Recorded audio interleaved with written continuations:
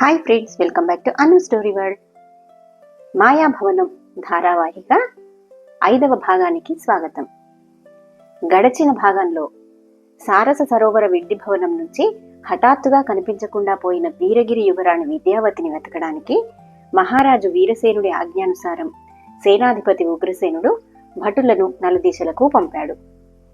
మరునాడు యువరాణిని వెతకడానికి రాజుగారి అనుమతిని వేడుతూ ఒక యువకుడు రాజదర్శనం కోసం వచ్చాడు. ఆ తర్వాత ఏం జరిగిందో ఇవాళటి భాగంలో చూద్దాం. భవనం లోపలికి భటుడు తీసుకొచ్చిన యువకుడు రాజును చూడగానే చేతులు జోడించి గౌరవంగా నమస్కరించాడు.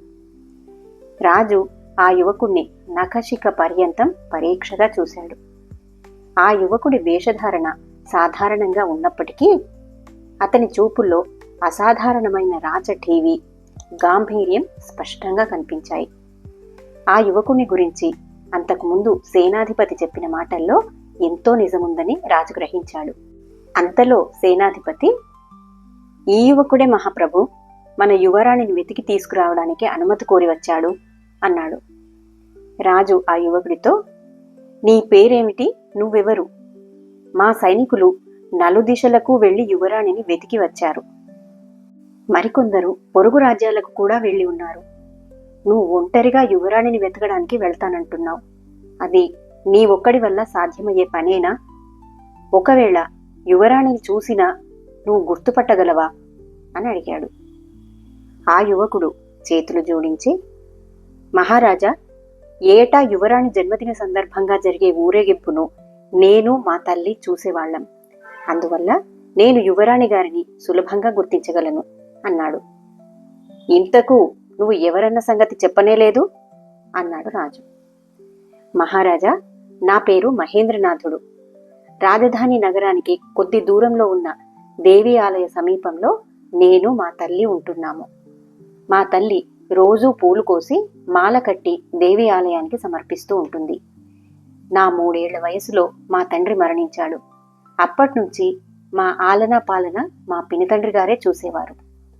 అయినా మా పినతల్లి హఠాత్తుగా చనిపోవడంతో మా పినతండ్రికి జీవితం మీద విరక్తి పుట్టి మమ్మల్ని అందరినీ వదిలి ఎటో వెళ్ళిపోయాడు. నాకు ఊహ తెలిసిన రోజు నుంచి నా సంపాదనతోనే నేను మా తల్లి జీవిస్తున్నాము అన్నాడు ఆ యువకుడు వినయంగా. రాజు నెమ్మదిగా తల పంకించి, అయినా నువ్వు తలపెట్టిన కార్యం సులభమైంది కాదు. ఎన్నో కష్ట నష్టాలను ఎదుర్కోవలసి ఉంటుంది అన్నాడు. నిజమే మహారాజా, అవన్నీ బాగా ఆలోచించుకుని వచ్చాను.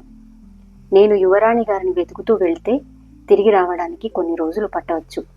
అక్కడ ఎదురయ్యే కష్ట నష్టాల గురించి నాకు భయం లేదు. అయితే అంతవరకు ఇక్కడ నా తల్లి సంరక్షణ బాధ్యతలు చూసుకోవడానికి నేను తప్ప మరొక దిక్కు లేదు.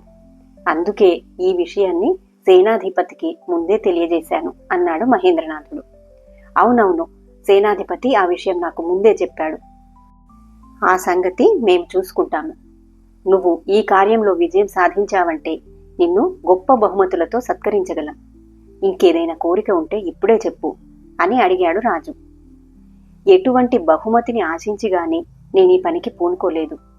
ఇటువంటి క్లిష్ట పరిస్థితుల్లో ఆదుకోవడం ప్రతి పౌరుడికి కర్తవ్యం కదా.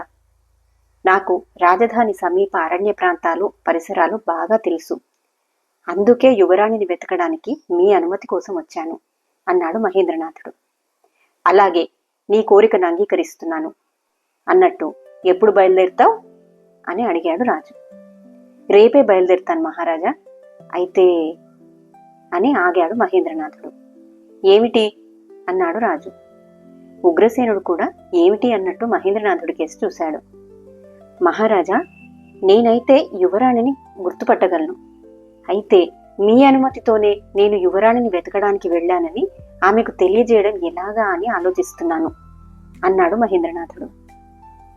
మహారాజా, యువరాణికి ఆనవాలుగా ఏదైనా ఇచ్చి పంపడం అంత క్షేమం కాదు.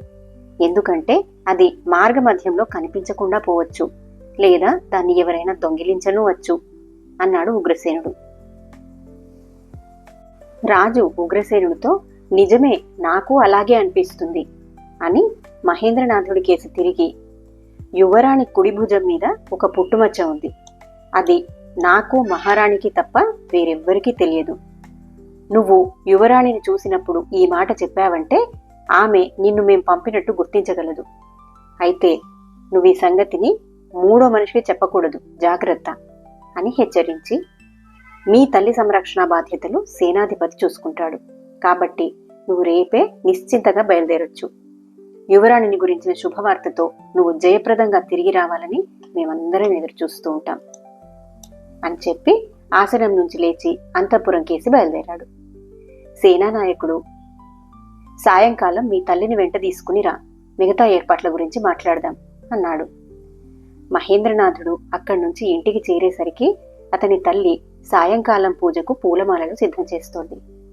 అమ్మా, నేను రాజుగారిని దర్శించి వచ్చాను అన్నాడు. వీరసేన మహారాజు గారినా?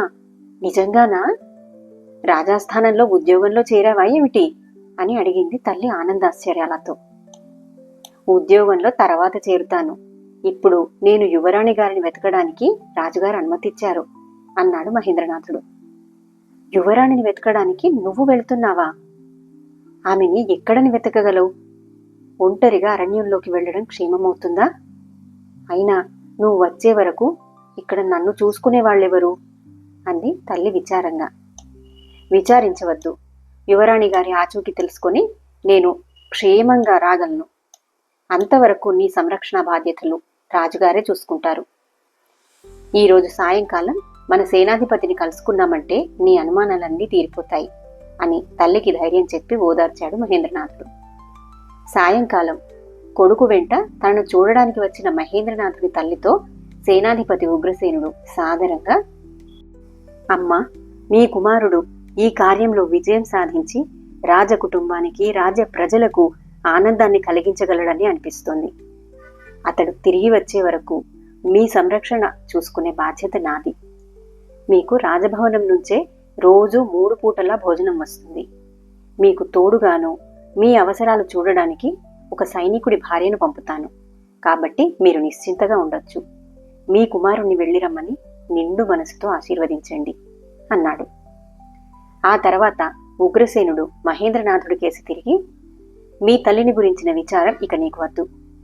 అరణ్యంలో పశ్చిమ దిశ నుంచి వెతకడం ప్రారంభిస్తే మంచి ఫలితం ఉంటుందని వాచస్పతాచార్యులు సెలవిచ్చారు. కాబట్టి ఆ విషయాన్ని గుర్తుంచుకో.